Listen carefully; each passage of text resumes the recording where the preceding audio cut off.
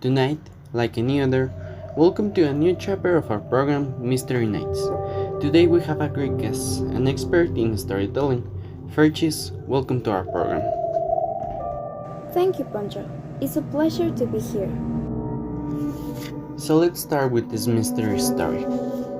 The night was falling in Oregon. The victim smiled without knowing he was going to die. The murderer smiled because his victim would fall.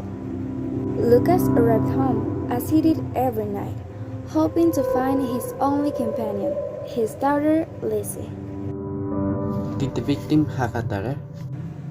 That's right, a sweet little girl who that day was wearing two ponytails and who was waiting for her father for dinner after her grandmother had to leave. As I was saying, he arrived expecting to meet her at the top of the stairs like any other day. He was surprised and confused about not found her. Frightened, he looked around, but he didn't find any trace of her. He went upstairs to the second floor. Stealthy, he passed by observing the pictures hanging on the wall and realized something. What was there, Fer?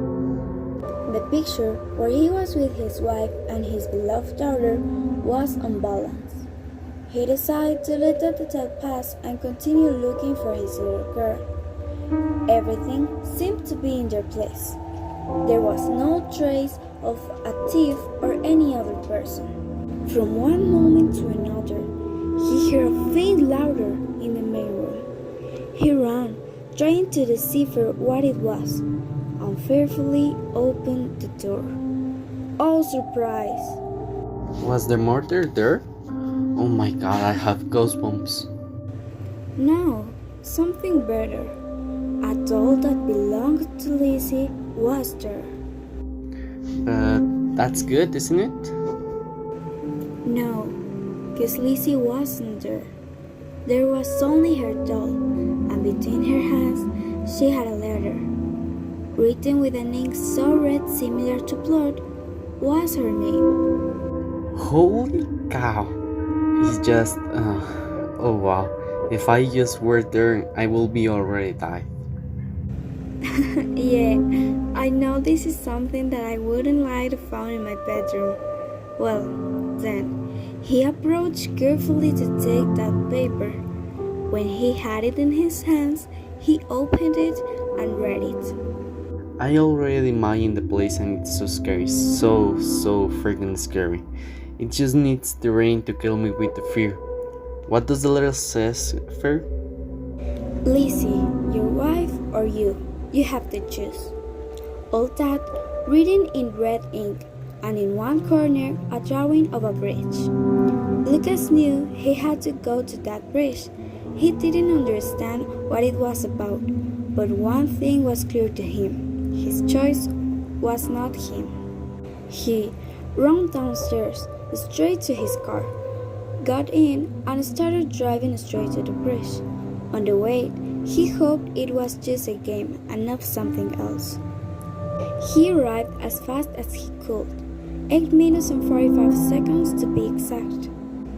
He got out of his car and ran towards the shadow that seemed to reflect his little girl and also his wife.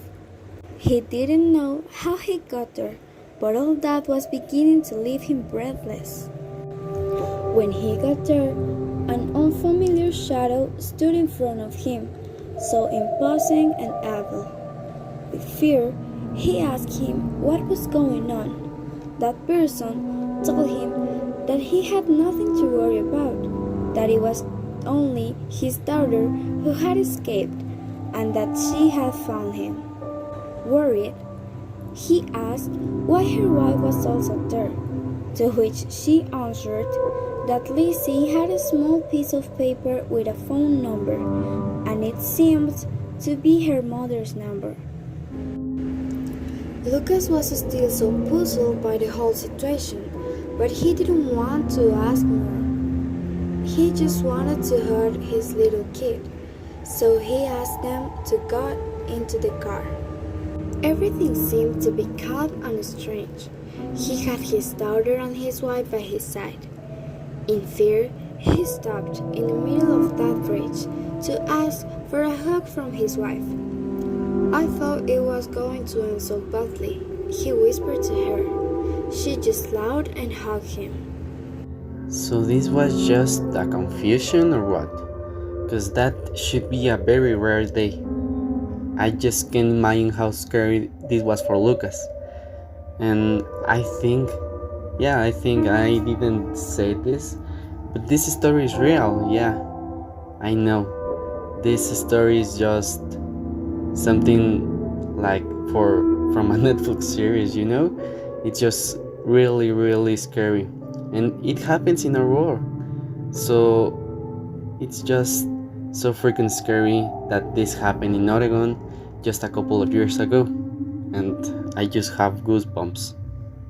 This is just unimaginable. Yeah, that was a very rare night. But don't worry, I said to him. His last breath was in my arms. I remember his body just falling to the water.